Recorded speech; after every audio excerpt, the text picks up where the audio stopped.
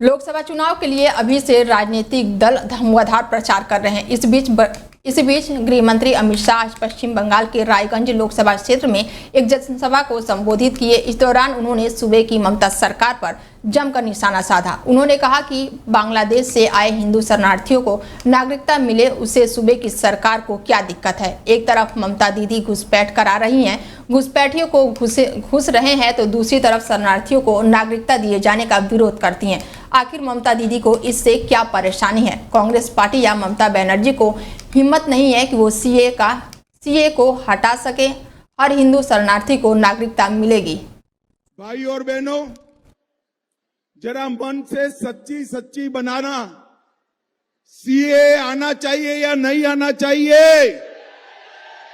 बांग्लादेश से हिंदू, सिख, बौद्ध, जैन आए हैं, उनको नागरिकता मिलनी चाहिए या नहीं मिलनी चाहिए? ये ममता दीदी विरोध कर रही। मैं ममता दीदी को पूछने आया हूं, बांग्लादेश से आए हुए हिंदू, बौद्ध शरणार्थियों को नागरिकता मिले, उसमें आपको क्या तकलीफ है? क्या तकलीफ है?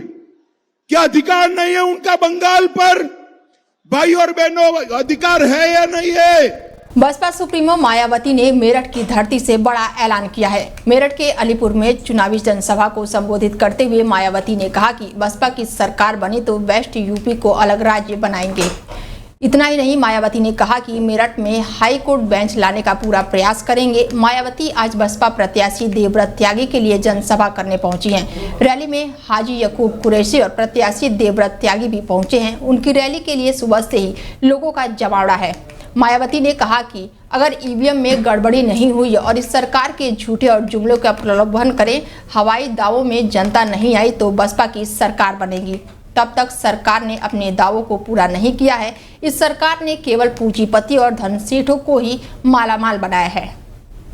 और इस संबंध में विशेषकर मैं कांग्रेस, बीजेपी व इनके अन्य सभी सहयोगी दलों के बारे में ये कहना चाहूंगी कि आजादी के बाद शुरू में केंद्र व देश के काफी राज्यों में भी ज्यादातर सत्ता यहाँ कांग्रेस पार्टी के हाथों में केंद्रित रही है, किंतु इनके अधिकांश मामलों में रही गलत नीतियों एवं गलत कार्य प्रणाली आदि की वजह से ही फिर इस पार्टी को केंद्र व काफी राज्यों की भी सत्ता से बाहर होना पड़ा।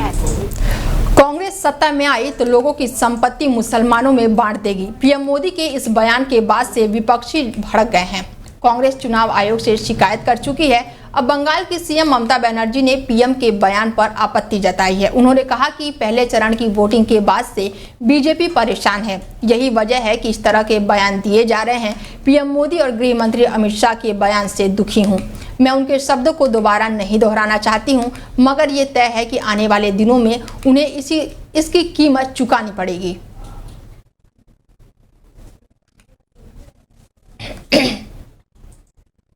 काशी में हनुमान जयंती की धूम है। सभी हनुमान मंदिरों पर भक्तों की कतार लगी है। श्रद्धालु महावीर हनुमान की पूजा पाठ और भक्ति में लीन नजर आ रहे हैं। वाराणसी के भिखारीपुर से पूर्वांचल की सबसे बड़ी हनुमान ध्वजा शोभा यात्रा निकाली जा रही है। इस यात्रा में शामिल होने के लिए हजारों की संख्या में भक्त पहुंचे हैं। इस यात्रा में 11,000 झंडों के साथ 60 फीट लंबे रथ पर राम मंदिर की झांकी और अयोध्या से रामलला पर खास फोकस है। श्रद्धालु चालीसा पाठ और रामधुन करते हुए दुर्गा कुंड के धर्म संघ से निकल चुके हैं। यात्रा की शुरुआत 250 डमरू दल के मेघ गर्जन के साथ हुई है।